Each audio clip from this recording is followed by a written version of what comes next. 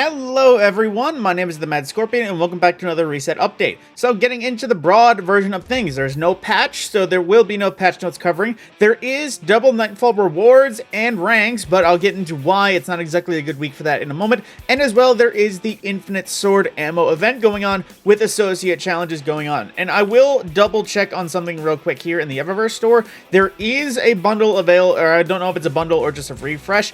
All three of these sword ornaments are available in the archive, aside from the Timeline 0 ornament for Worldline 0, so don't feel like you need to get these, except for maybe that one. I can't find that anywhere.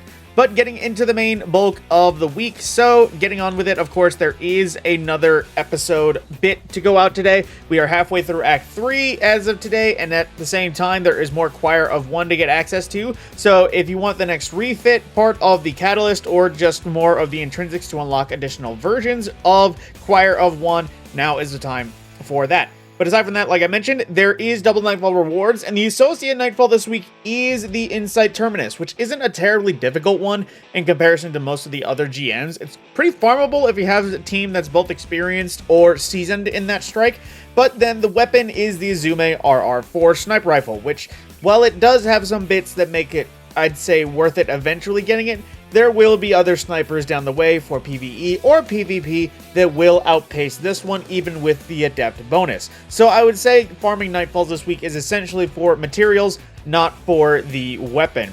But getting into the rest of the things, I just want to reiterate what is available with the Sword Week. It's essentially most seasonal content, some of Crucible in the forms of relics, Gambit, and then basic strikes. I don't think it also includes endgame content like Grandmasters, raids, and dungeons, because that would be a bit broken officially. I'm pretty sure they gave us the infinite ammo buff to have fun in places where it wouldn't be broken. Keep in mind, I did mention also that it is in Relic.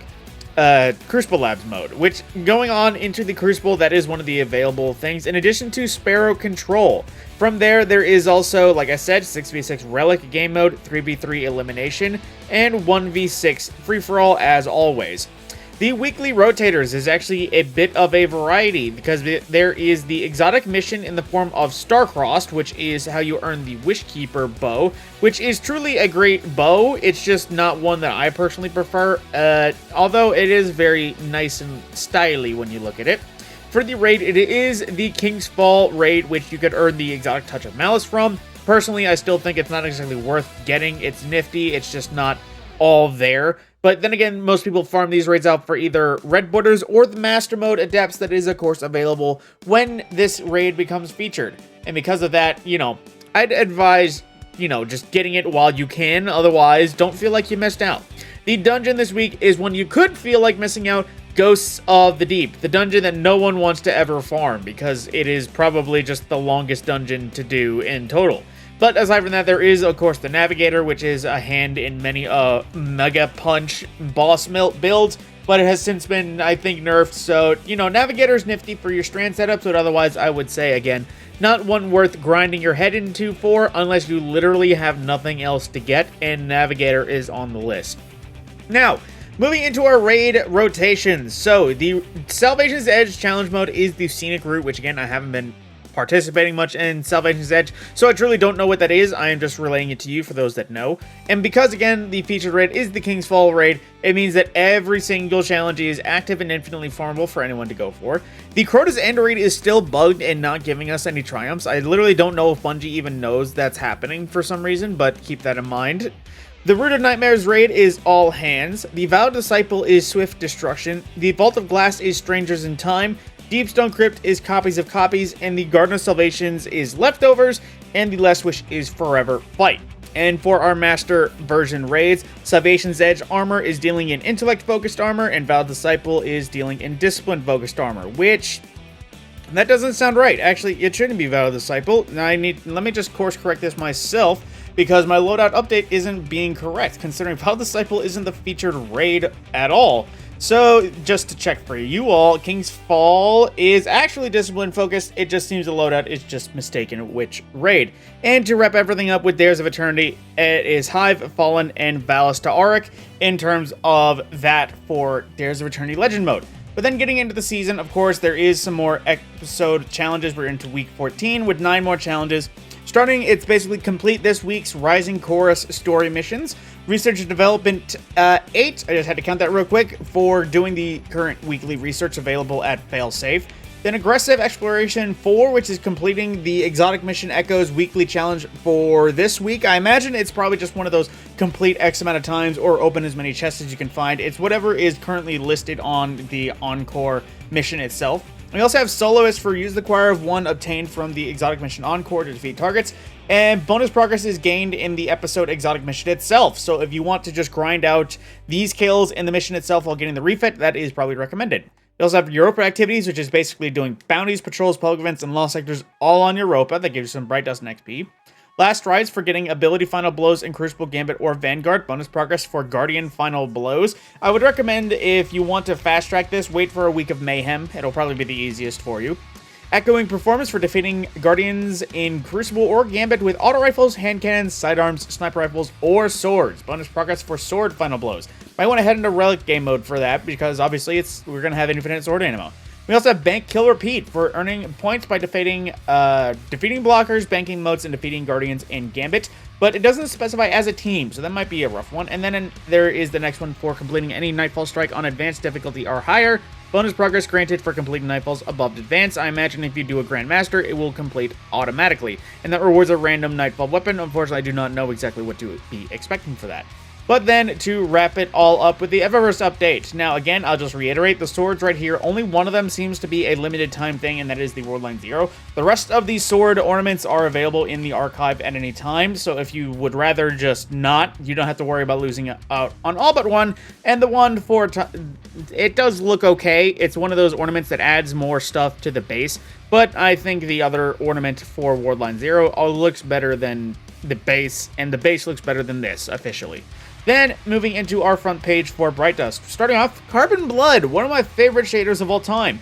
It can be pretty easy to see why I like this shader. It's pretty much just a clean black and red, when black and red, the only good way to get it was from the Black Armory, and that still had the weird Black Armory Radiance. So, yeah, a very clean shader. We also have Byzantium Lotus from Season of Dawn, which is one of those purple and yellow ones you'll see anywhere. It could look callous, but it isn't really callous.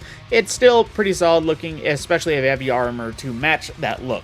We also have the Hourglass projection, which is the basic ghost projection that that's all I'm going to say about it, because it's ghost projections.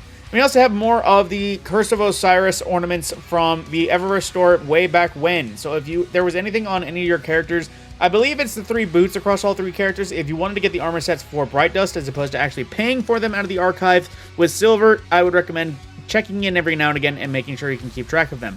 These might not be the greatest ornaments, but they're still a piece set that could have 1 or 2 gems in them.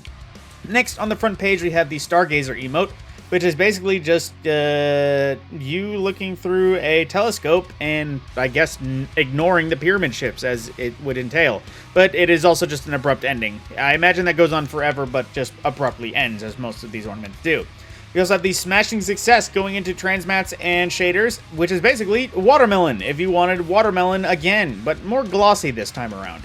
We also have First Light, which doesn't look at all like a basic Guardian or that. Although it's hard to say if this is supposed to have any sort of relevance to anything. It's just, First Light, it's a dark, glossy purple, if you need a description. And Carbon Blood again, which I won't show. But we also have Copper Brand, which is from Season of the Hunt. Very copper looking, but also looks like it could be themed out. It comes with some copper tones, orange, and dark grays. I almost call that dark black, but I don't think dark black is such a thing unless you're talking about Vanta Black. Moving on, the transmats. We have the Hive Arrival, all the way back from the basic vanilla of Destiny 2, which, Hive. There is the Taken effects, basically sterile neutrino as they call it, but otherwise, Taken spawn in. And lastly, we have the Renewal entrance, which I forget. I think this is another one of those blue rarity shaders from year 1 that they just recolored into purple and made it a purple rarity. Then for our main items, I know you spot that Kavasta, but we'll get there. We have Sophisticated Spy, which is, I imagine, James Bond, basically. But, no, you don't even shoot. You just draw and then do that. Cute, but not exactly worth the price, mate. And then there's also the Standout Pose, which is just you doing that. Literally, that's all it is. not gonna lie, ignoring that. Roaring Primeval, in case you wanted the Witherhoard Sparrow from Season of the Witch. This was a part of a set that was basically Ship, Sparrow, and Shell that was all Witherhoard themed. It doesn't look terrible, but, you know, it doesn't look... It looks Witherhoard, but I don't think I would pick this personally. And there is the Synchrotron Shell, which I forget if this is supposed to be a particle accelerator or this is supposed to be just something that go fast. But your ghost looks like a ship that I recall from ages ago, but also just Ghost is in a capsule, and looks like it is chonky. You also have the Jovian 9, which is basically from the Zur set that came out this season, which is the ship part of the Shell, Sparrow, and ship. And lastly, the Lost Found ornament for Kvastov. Basically makes it look a little bit more retro and OG than the new version of the Kvastov. Considering the new version of Kvastov basically looks like one of the original ornaments for Kvastov. I said Kvastov 4 times now, maybe even more. But regardless, a sleek, classic auto rifle, almost military spec look for our favorite ricochet rounding auto rifle. And lastly, actually, but least, the clue projection, which is just that. And I'm going to leave it there. With that, that is the reset update. Keep in mind, this sword event, I think it's only active for the immediate week. I'm not sure exactly how long. I think it might just be the week because it's a kind of a throwaway event. Usually these events only last a week.